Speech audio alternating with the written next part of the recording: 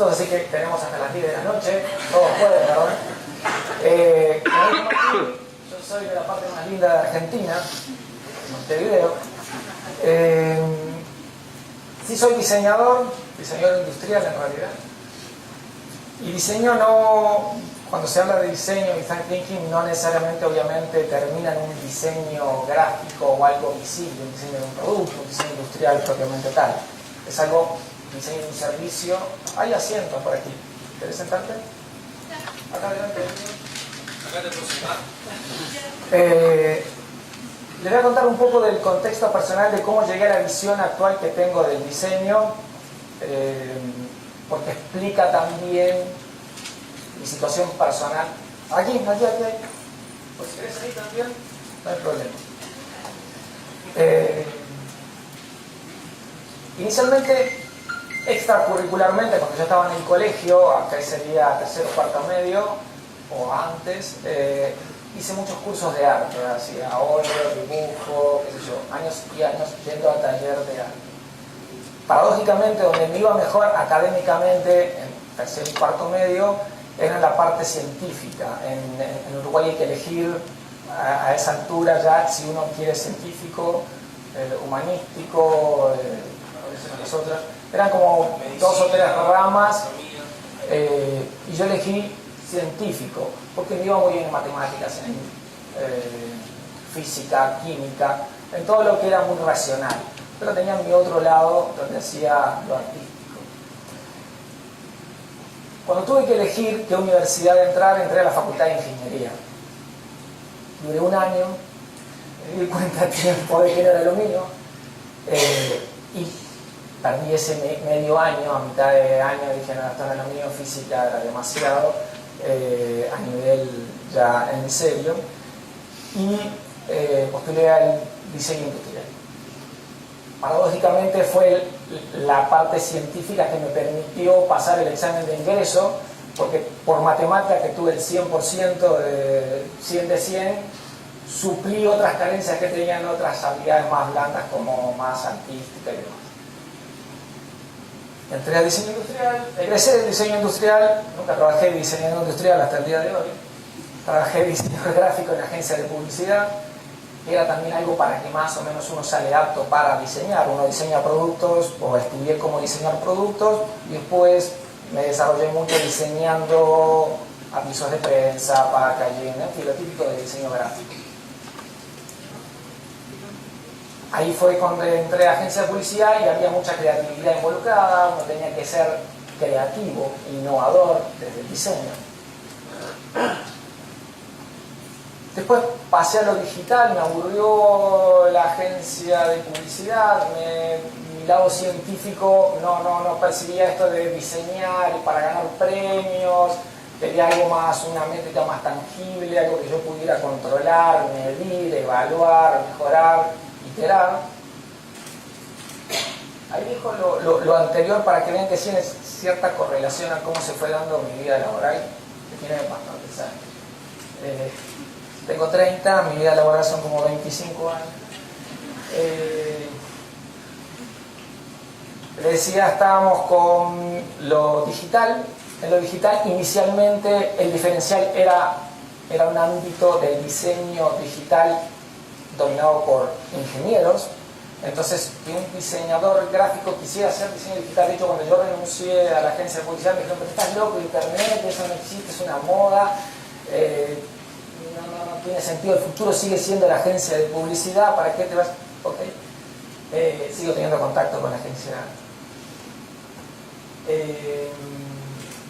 Ahí la diferencia era la estética. Si uno tenía un buen diseño, y un buen diseño se leía como en buena estética, uno ya dominaba lo que era el ámbito digital. Insisto, porque era un mundo donde los que diseñaban eran ingenieros, porque había mucho código, HTML, tablas, etc. Entonces era User Interface Design, hacíamos diseño de interfaz gráfica. Ahí ya el tema de humano empezaba a ser relevante, pero igualmente se diseñaba a intuición, porque ahí empezamos a hacer User Centered Design, empezar a entender, porque ya el diseño no era algo que iba en un diario impreso si no había interacción. Entonces había que pensar cómo le iba a usar, si le iba a entender, cómo le llamábamos a las etiquetas, cómo navegaban y demás. Pero admito que al principio los sitios que yo mismo diseñaba eran un desastre. Cuando empezamos con la usabilidad, esto fue hace como unos 15 años o más, no, 15 años hace que estoy en Chile, o sea, esto fue hace como 18 años. Uno tenía que explicar qué era los textos de un usuario. ¿Para qué le vas a preguntar al cliente? Nosotros sabemos lo que quiere el cliente, eso era típico en toda empresa. Cuanto más grande, más conocía el cliente y menos le iba a preguntar al cliente.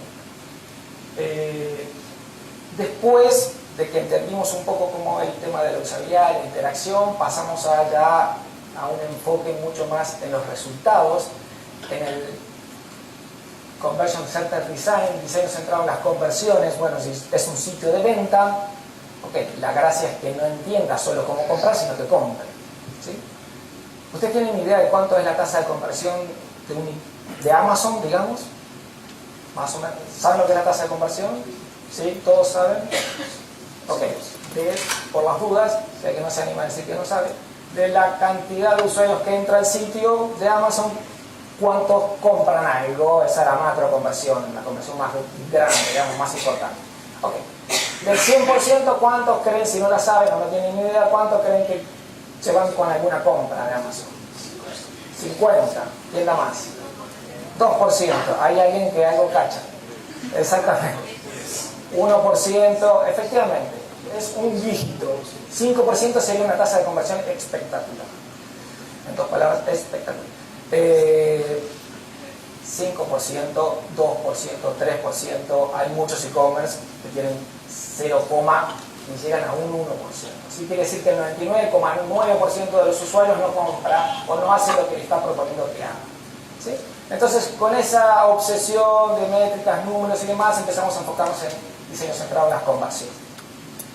Superada esa fobia, que sigue siendo igual muy importante, pasamos al diseño de la experiencia. No solo, si hay un 99% que no me va a comprar, por lo menos que se vaya con una buena experiencia y que quiera volver, ¿sí? El diseño centrado en la conversión es un fracaso desde el momento que el 99% no le voy a poder vender lo que le estoy queriendo vender. La acción ya no solo venta, no solo para el e-commerce, se aplica para todo. Entonces, para no frustrarnos, digamos, bueno, cambiamos el enfoque de diseño centrado en la conversión, porque esto acá no va a prosperar. Centrémonos en la experiencia de usuario o en la experiencia del cliente, Customer Experience Design. Eso estábamos hasta hace poco. En realidad todo es una acumulación, no es que hayamos dejado ni la usabilidad, ni la estética, ni los resultados, ni el tema de la experiencia. Pero ahora estamos un poco más filosóficos y estamos más en Design for Me, que ahora voy a explicar. ¿Y esto para qué? Es para entender un poco cómo ha ido evolucionando también el diseño y cómo ha ido evolucionando los estudios de diseño. Y el que no ha evolucionado se ha quedado en el camino, definitivamente, porque la gracia de esto del diseño es que uno tiene que estar permanentemente mutando, de lo contrario desaparece. Ok. Entonces, alguna aplicación de Design Thinking. Ya Martín les explicó como el marco metodológico. Yo les voy a explicar el tema más aplicado. Lo que él decía de las top empresas que cotizan en bolsa, esto es lo mismo, el Top Fortune, de las 500 empresas que están en el ranking del Top Fortune, en 10 años 200 van a desaparecer. No es que van a desaparecer del ranking, van a desaparecer, ¿sí? Parece un disparate. Y de acá a 10 años es que el mundo realmente, si uno no cambia, se queda en el camino y ya desaparece. Pregúntenle a Blockbuster, los típicos ejemplos, ¿sí? Los que no quisieron cambiar, Ericsson no, Motorola, etcétera, etcétera. ¿Cuál es otro? BlackBerry, ¿sí? ¿Cuál? Y no fueron hace tanto. Si uno ve, hace 10 años existían, y ahora no existen. ¿Y quién se iba a imaginar que iba a desaparecer Kodak, Blockbuster, Motorola, etcétera, etcétera? ¿Sí?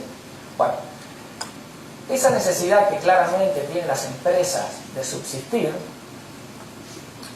es lo que hace la aplicación del Design Thinking bastante importante. Y una de las industrias que primero acogió la metodología fue la banca.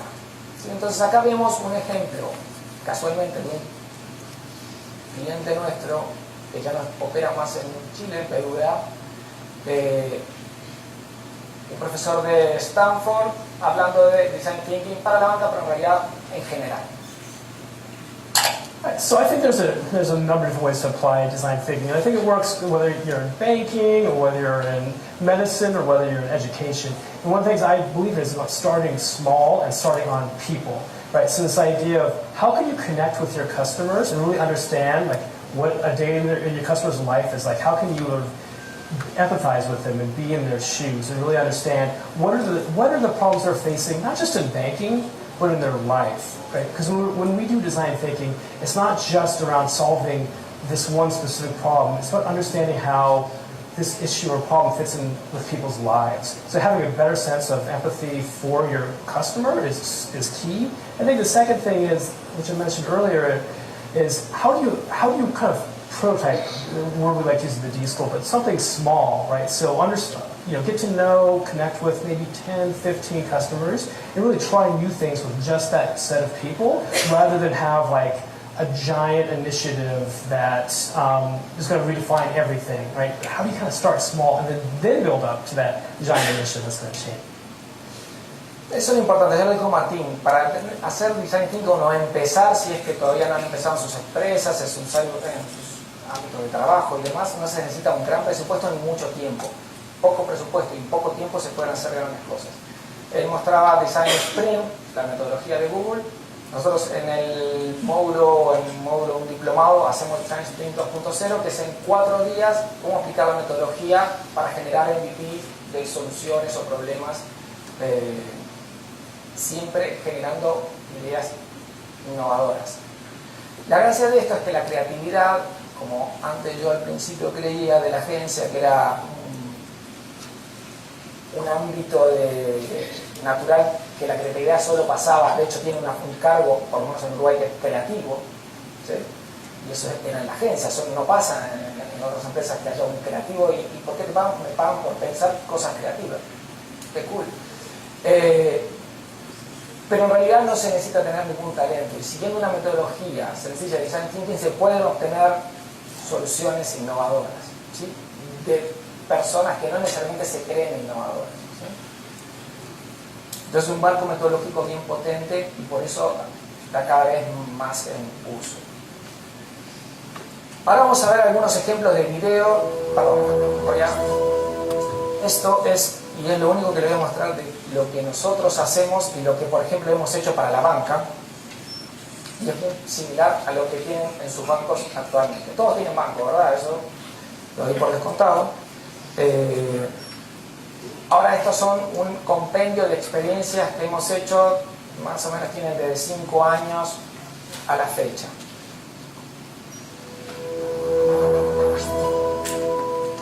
Gracias por las luces. Gracias, Raúl.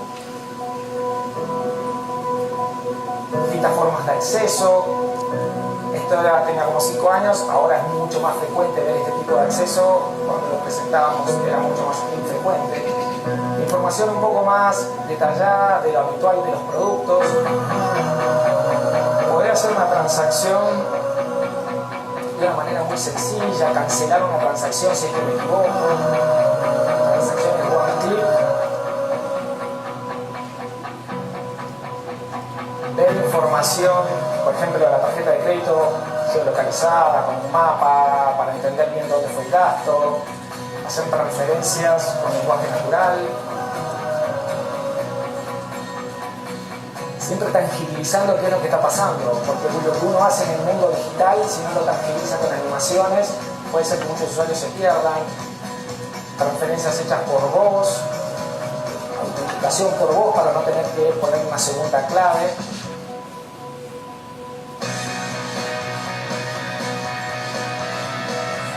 Darle distintas metas en instancias diferentes. Por ejemplo, ahí si estoy mirando, yo tengo que pagar la cuota del auto y estoy mucho tiempo, probablemente me estoy cuestionando cómo voy a pagar esa cuota, poderle proponer alternativas y demás, ¿sí? Igual a los bancos que tienen hoy, ¿sí?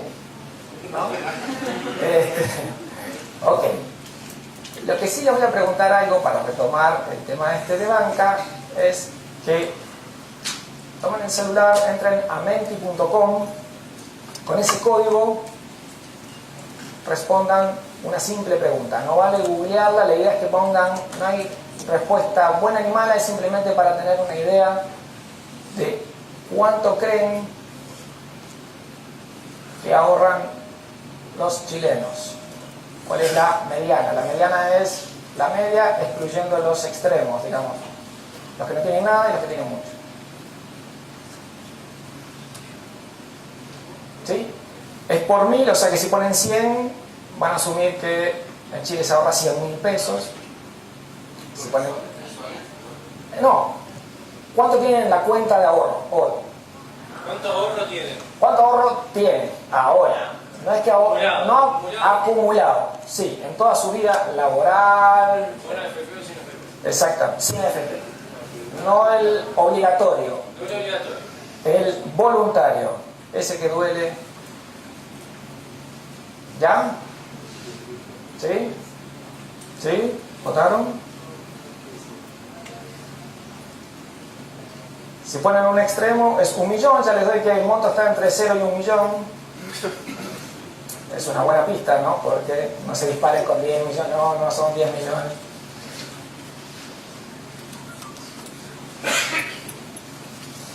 Ok, vamos a ver cuánto nos da, si funciona la magia.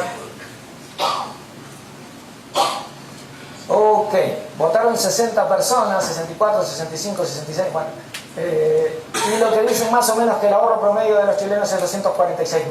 ¿Sí? Más o menos. Muy bien. Le voy a dar la triste realidad que se aleja un poco de lo que ustedes creen y que en realidad es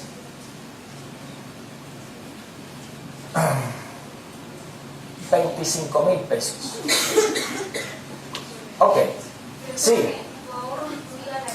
No, excluida la FP. Lo aclaramos, no importa, era un ejercicio. Básicamente, si nosotros creemos, por ejemplo, como decía hoy Martín, que nuestro usuario tiene ahorros, no tiene ahorros. ¿Sí? El 94% no tiene ahorros además de su AFP. ¿Sí? El 94% de los chilenos. O sea, entonces, si estoy proponiendo un producto de inversión, ¿a quién se lo voy a proponer? Primero tengo que proponerle que ahorre para que invierta, no va a invertir. ¿Sí? Ok, entonces, ¿cómo podemos cambiar esta situación? Le doy una pista, estamos en una universidad. ¿Cómo podemos cambiar esta situación? Educación financiera. Eso es lo que no hay que hacer. Eso es como han querido los bancos cambiar esta situación, o como ha querido el gobierno, o como ha querido la sociedad. Bueno, vamos a educarlo, ¿sí?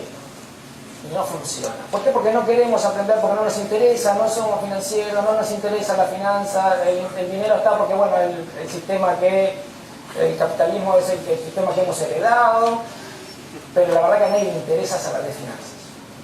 ¿Sí? Seamos realistas, a nadie le interesa, le cargan la finanza, le cargan los números, bueno, sí, yo trabajo, me pagan y después la plata me va, etcétera, etcétera, se va más que viene. Entonces hay distintas situaciones y el enfoque sí, claro. Los gobiernos incentivan el consumo, no, porque eso mejora los indicadores. Bueno, no daría una opinión. Lo dijo él, no, está bien, sí, efectivamente. Los bancos efectivamente incentivan y los gobiernos también, mueve la economía, mantienen el dinero en movimiento, etcétera, etcétera. Pero si yo quiero cambiar la situación, porque efectivamente quiero jubilados que sean autónomos o generar independencia económica, tengo que generar el ahorro y el ahorro que genere inversión, dinero que produzca dinero, que el dinero trabaje por ti, ¿no? Como se dice. Ahora, hoy tenía una conversación con una millennial de la oficina. Ah, no, pero en Chile no. Ah, bueno, pero yo tengo ahorros. Ah, bueno, ¿tenés ahorros? Sí. ¿Y para qué son esos ahorros? Para gastármelos en el próximo viaje. Pero entonces no van a ser ahorros, estás ahorrando momentáneamente, no es un ahorro que va a generar inversión, que a su vez te va a generar más dinero para que después tengas que trabajar menos o no dependas de... ¿Sí? En fin, estos millennials. Entonces, en el rubro bancos hay tres estadios más que bancos digitales, ¿sí? Un primer escenario donde hago cosas o le pido al canal que haga cosas por mí.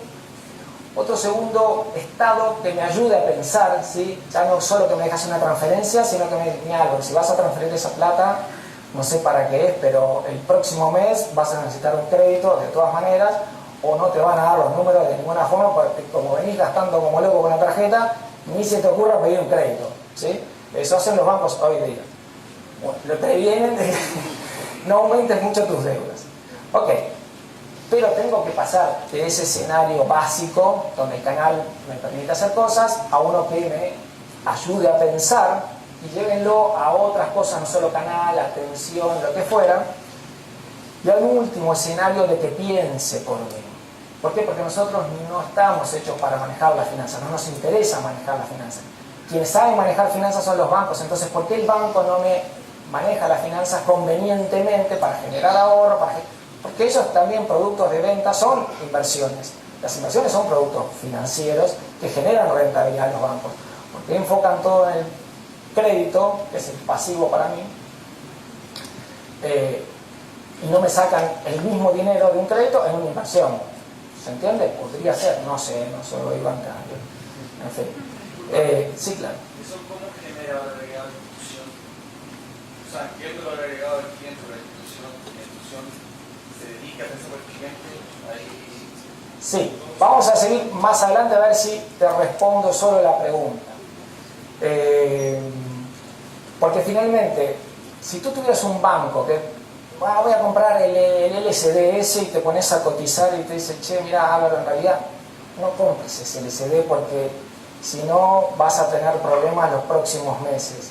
Si tú tenés ese tipo de propuestas proactivas, a largo plazo tú vas a fidelizarte con el banco, vas a recomendar ese banco, ¿sí? Pero igual vamos a ir avanzando en el... ¿Se acuerdan el último? Yo le dije, recuerden esto, design for meaning, design con un propósito, con un sentido, con un porqué. No solo la conversión, no solo colocarle el crédito y después pues lo pague como pueda. ¿Sí? Sí.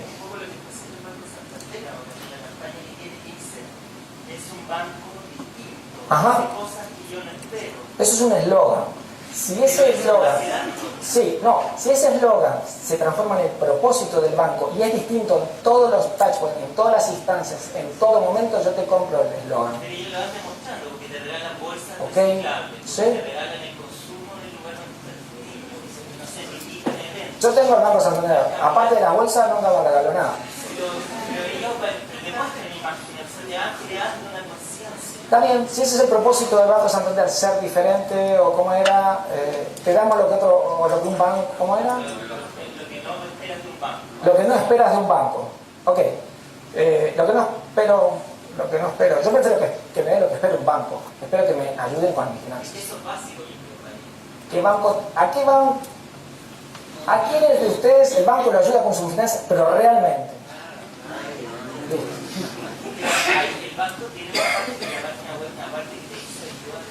Sí, nadie la lee. Nadie lee las páginas web.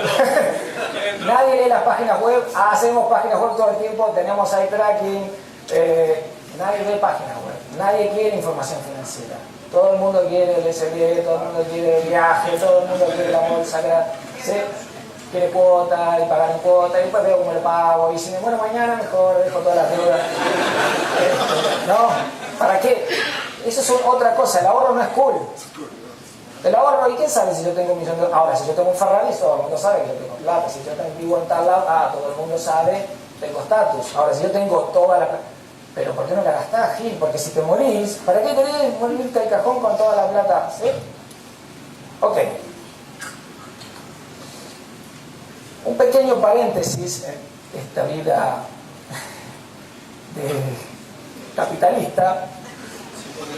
Sí. No te hagas el loco, que vos te pasaste 10 minutos. Soy uruguayo, pero no boludo. Yo me morí, no con un amigo. El argentino me dejó el problema.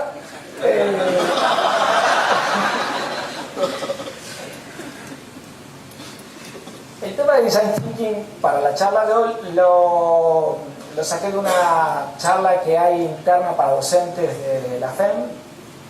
Oscar Jerez mencionaba cómo han ido evolucionando las aulas desde el siglo XVI hasta 1930. 2014. ¿Ven la gran diferencia de las aulas? La gran diferencia con esto. Ínfimas, ¿verdad? Entonces, ¿cómo puede ser si quizás la educación es lo que más lento ha evolucionado? Las clases son iguales, es un docente hablando, la gente sentada, más silla, más, menos cómoda, pero es lo mismo. Incluso si miramos esta, tiene pizarra atrás y adelante. La innovación, 1930. Las aulas de innovación en la Bolna tienen pizarra en todos lados. ¡Wow! 100 años para poner pizarra en todas las aulas. Pero en la educación, y no solo en la educación, sino también en lo profesional, lo difícil son una cosa. Lo que sé, eso es fácil, ¿sí? Y es lo que tengo yo visibilidad, que sé, yo sé mucho de este tema, yo sé de diseño, y tengo claro lo que sé de diseño. También tengo claro lo que no sé de diseño, o sea, lo que sé que no sé. Y ahí lo puedo gestionar, porque lo que sé que no sé, yo lo puedo aprender. O necesitaría saber de finanzas, entonces voy a hacer algo de finanzas, o voy a asesorar, o voy a buscar un consultor, o lo que fuera, porque sé que no sé. Pero lo problemático es lo que no sé que no sé. Y ese es el desafío, cómo yo me hago del conocimiento de algo que no sé que no tengo. ¿Sí?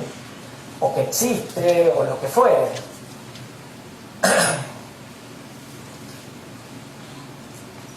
¿Y qué es importante también cuando uno genera una malla curricular?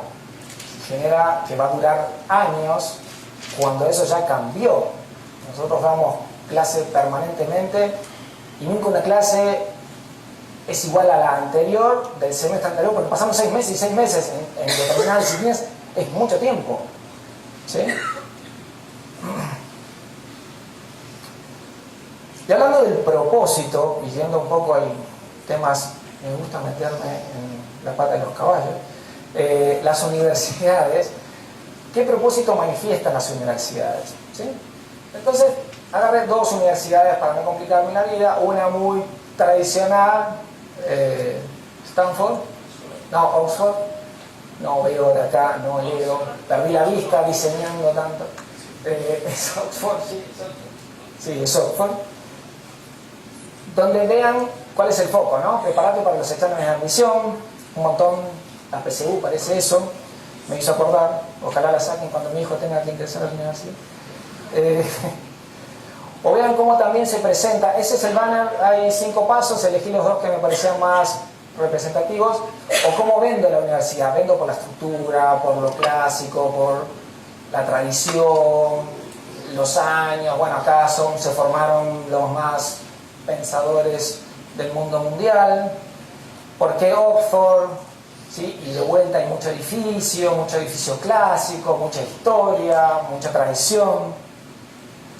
Digamos Singularity University, 10 años, pero igualmente en todas esas páginas que mostré de Oxford está difícil sacar el propósito, más allá de que tengo claro los valores, tengo claro cuál es el diferencial, tengo claro que Oxford la conozco, es reconocida, pero no hay una propuesta de valor explícita, por lo menos en esos que vimos. Singularity University, la universidad que patrocina principalmente Google, atiendan preparando líderes mundiales y organizaciones para el futuro, y ya no muestran personas ni edificios. El edificio de Singularity es muy feo, menos mal que no lo muestran, te muestran el mundo, ¿sí? Y vean después la declaración de propósitos, principios o como lo llamen. Explore las oportunidades e implicaciones de las tecnologías exponenciales y conéctese con un ecosistema global que está configurado, viendo el futuro y resolviendo los problemas más urgentes del mundo. A la masita. O sea, no es poca cosa. O sea, acá vas a venir para hacer, no te vas a preocupar de cosas ínfimas, de la plomería, el gráfico. No. Acá vamos a resolver el mundo, ¿sí? Somos Singularity University, declaraciones de SEO, creamos abundancia, bla, bla, bla, Massive Transformation, tiene un propósito de transformación masiva, otras declaraciones de otro de los fundadores. Y vean las fotos de quienes forman parte de University, de Singularity University. ¿Sí? Algunos ya se han transformado en átomos. No están. Superaron el etéreo, ¿sí? Hay un montón de fotos que faltaron, pusieron el logo de la universidad. Pero en Chile también hay bastante información y el Ministerio tiene Design Thinking aplicado a la educación, que no es solo educación universitaria, sino puede ser educación dentro de una empresa. Cómo enseño a mis colaboradores, cómo hago que aprendan permanentemente, educación continua. Ahí hay un sitio de IDEO también, Design Thinking for Educator, que igualmente hay un montón de ejemplos y es un material espectacular donde explica absolutamente todo, 80 páginas en español, donde por ejemplo explica cómo alguien mejoró su educación prestando atención a los alumnos. Y me encontré con algo curioso y bien interesante, que lo que tradujo ese material, quien tradujo ese material a español fue el Ministerio de Chile, de por Chile. No fue Uruguay. Acá estaba la Simpaticar, que me sacó el ejemplo Martín. Es un buen ejemplo para empatizar con el cliente, con el usuario, con el colaborador. También hay Employee Experience, que es otra disciplina, cómo aplicar la experiencia de usuario, de cliente, al colaborador, cómo entra, cómo lo recibo, qué pasa cuando, qué sé yo, los sucesivos estados dentro de la empresa. Y tenemos en el taller, generalmente le ponemos un ejemplo de cómo mejorar, a los alumnos, perdón, cómo mejorar la experiencia del cliente del alumno, ¿sí? Y ahí hacemos el clásico Customer Journey y salen cosas muy interesantes, y esto no es broma. El aula, por ejemplo, normalmente, o la que usamos de innovación, es a lo largo. Entonces, en una de estas discusiones, Customer Journey de por medio, surgió que los que se sentaban atrás tenían poca visión y escuchaban menos al docente. Entonces lo que hicimos fue, ese era el problema, ahí estaba la pizarra adelante y el punto es el docente. Lo que hicimos fue dar vuelta a la clase. En realidad no dimos vuelta a la clase, simplemente nos paramos en otro lado para dar la clase de costado, como quien dice. Ellos dieron vuelta a sus sillas y ahora en adelante damos la clase en sentido contrario, digamos. Y todos felices. Surgió de una experiencia de Design Thinking hecha en la propia clase. Algo tan sencillo como, ok, vamos a orientar diferente el salón porque los propios alumnos nos están diciendo, uno es docente y no sabe que tiene ese problema el alumno, ¿sí?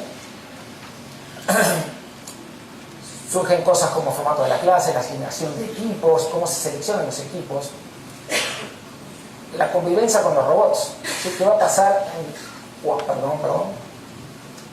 ¿Qué va a pasar antes de la invitación?